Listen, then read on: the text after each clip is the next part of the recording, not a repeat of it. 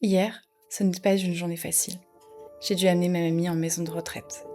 Émotionnellement, mentalement, ce n'est jamais simple de voir quelqu'un que l'on aime vieillir.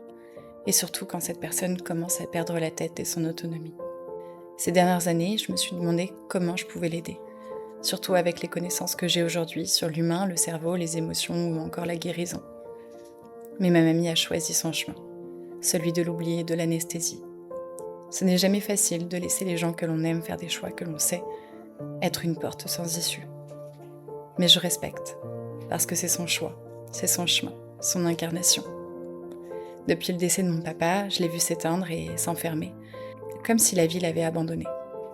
Mais je crois que finalement, je n'ai jamais réellement vu ma mamie rire aux éclats ou encore être joyeuse.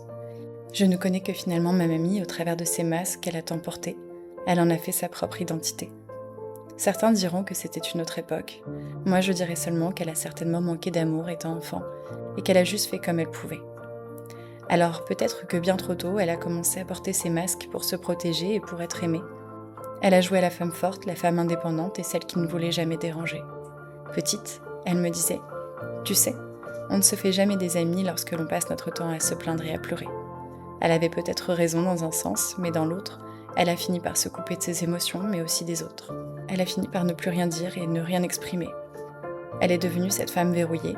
Elle a éteint son féminin sacré, celui qui lui permettait de se connecter à son intérieur, ses émotions et sa créativité.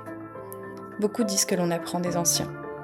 Oui, nous apprenons, mais pas toujours dans le sens que l'on croit. Alors mamie, je sais que tu as fait de ton mieux. Tu pensais que mettre tous ces masques et jouer tous ces rôles t'amènerait à la paix.